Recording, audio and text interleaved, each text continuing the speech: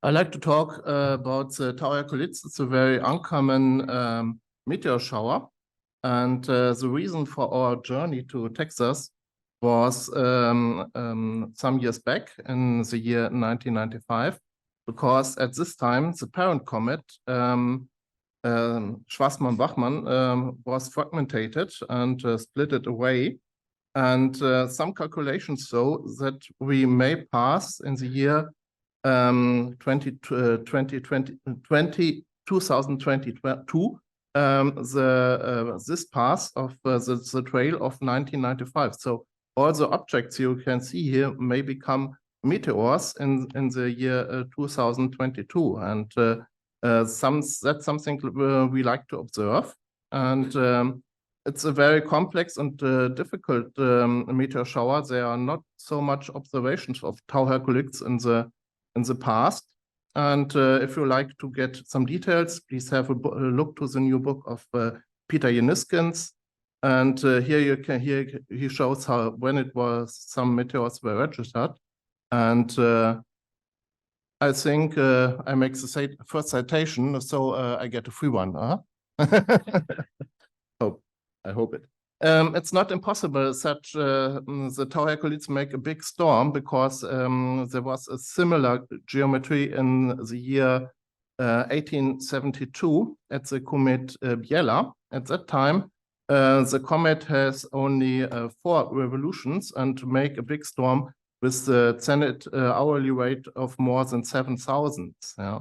And so we like to see this, and the expectations were not very well, because there is one problem. The Tau Herculids are extremely slowly. Here you can see the orbit of the comet, and you can see the Earth is rotating in this direction around the Sun, and the meteorites coming from this direction and follow to the Earth. And so the speed is extremely slowly, only 12 kilometers per second, and that's near the limit of ionization. So maybe we see nothing. But there are additional 4 kilometers by the gravity of the Earth, the attraction of the Earth. And so we become at the end 16 kilometers per second, and that's maybe enough to see something.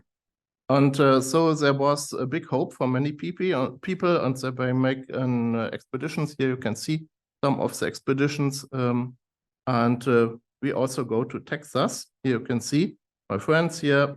Silko Molau, you know, and Mike Henke, you know, yes, and that's the nephew of Silko, and I'm not on the picture because I make the picture, so I'm not visible. The best point for observation was here in Baja California, but here it was near dawn and near the dusk, and that's the reason because we prefer Texas, because here we can build up our instruments, and it's 4 hours after dusk, and it's in the morning time of UT. And for Europe, there was nothing. Yeah, so that was the reason for our journey. Only here on the Canary Islands, it was possible to see something, and some Europeans are still stay here and have seen a little bit. Another reason for the journey to Texas is the next solar eclipse in the 8th of April, and we like to know something about the conditions in Texas. And at the 8th of April, the solar eclipse will have this path. The weather conditions for Texas are okay, but not perfect. So in Texas, it will be 50%, but it's simple to reach. Dallas, for example, has a big airport, but the best conditions are in Mexico, here at Torreon, and that's the place I will stay. One reason is that the landscapes are a little bit disappointing in Texas. Everything, it's a half desert and only these bushes and nothing else. And a dark sky, really a dark sky. We stay in Bradley in the center of Texas. It was really dark, and some windmills, and that's all. But below the Earth, Texas is very fine. Big caves, yes. It's nice to compare it with the caves today, I think. But in the United States, everything is bigger, I think. So great caves. You must see if you go to the solar eclipse, and you also have to see the Space Center in Houston. Yes, it was also nice. With the rocket Saturn V, and many meteorites are falling on the moon. So it's moon material. So what we've seen in Texas, we have seen 150 meteors in 3 hours. It's tailed by the Cumulo, and the Zenithal roll rate was at 50. You can see it here. And the meteors were not very bright. The brightest one were only -2 Mach. The reason is that they are so slowly, because they have only 16 kilometers per second. They have only 1% of the energy of a Leonid meteor. And 1% of the energy is 5 magnitudes. So a typical meteor with 0 Mach at the Leonids will have 5 Mach as a tau Herculid.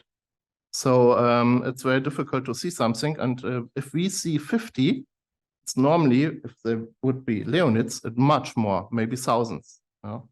But there was much material in the air, but we don't see it because they are so weak and so slowly. But 50 was not so bad.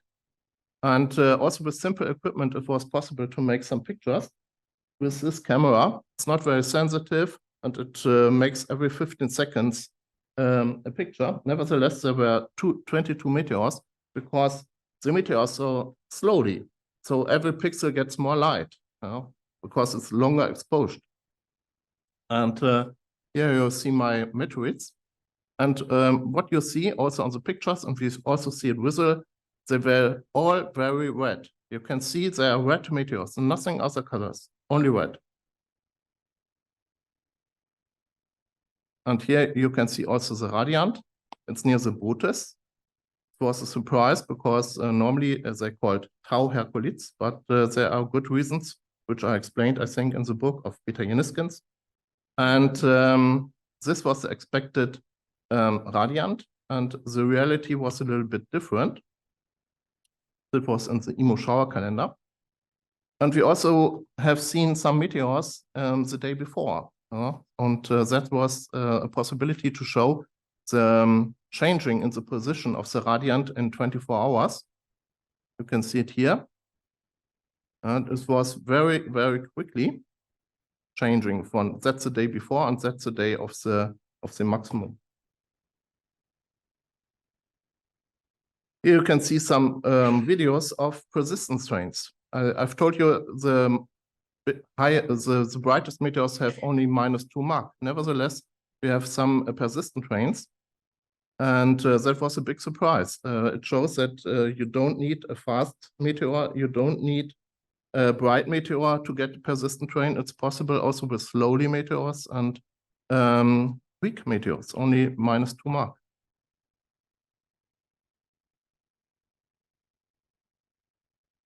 Sometimes we have also something I don't understand.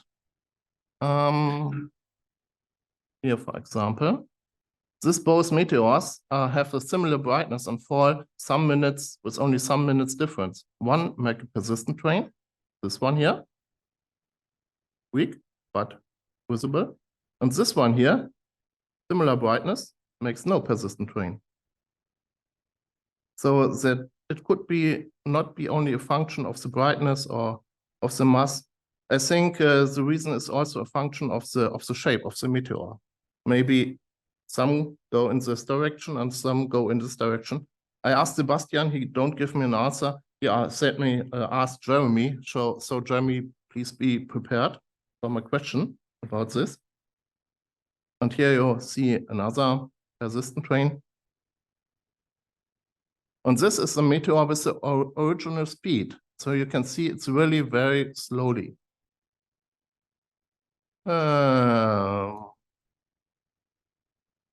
With the persistent train again. See it again. It's no, it was speed up. Yes. Start again.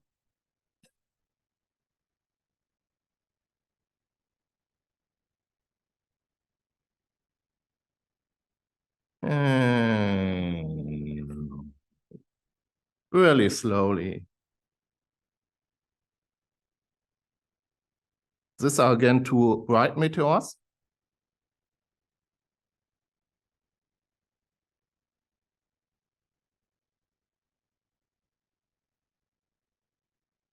This again makes a persistent train, this not. Even because they have a similar brightness. What's the difference? All these pictures are made with the Sony camera, with this one. They are very sensitive. And that was also a possibility to collect many meteors in a short time with registers 84 meteors per hour with this camera. Also, it has only a small field. It's only a 50 millimeters objective.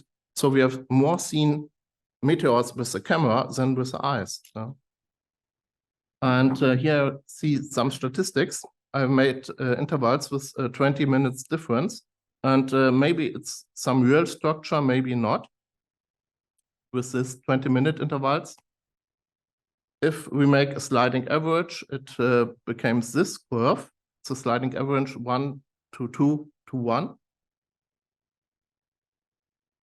And if you compare this function with the function of the visual estimates, with the visual registrations, you can see it fits directly. Yes, here is the maximum of the visual observers, and here is the maximum of this camera, and it's absolutely similar.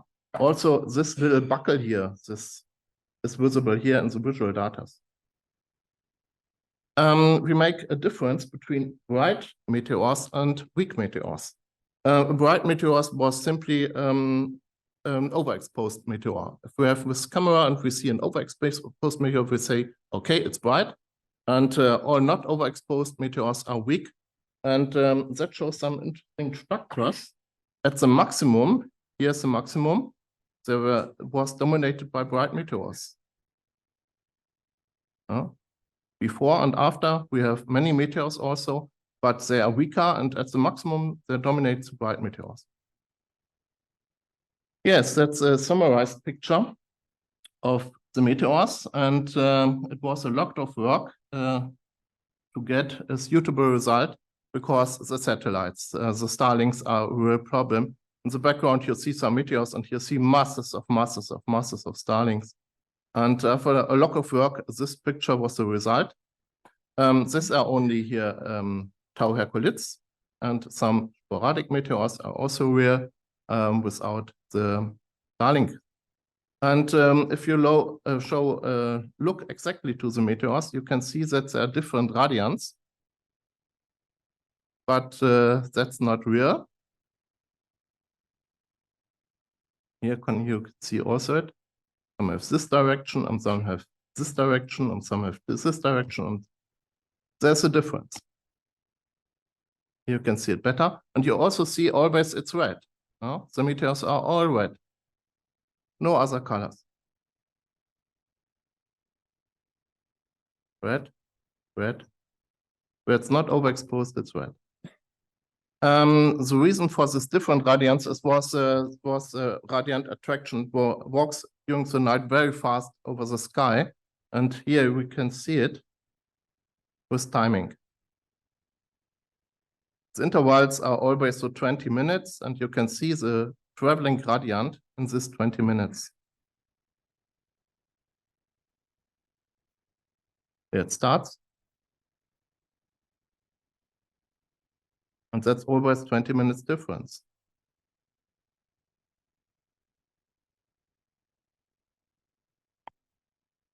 But very uncommon was the time of nearly 6 o'clock. There was a step I don't understand. Here you can see it here. With 20 minutes difference, it makes this, it's not linear. It makes this jump. I don't know if it's real, but I think so it's real. I have no explanation. Jump. And here again on the line. It's nearly 6 o'clock. You can see again this jump. In the radiant. Maybe you have an explanation.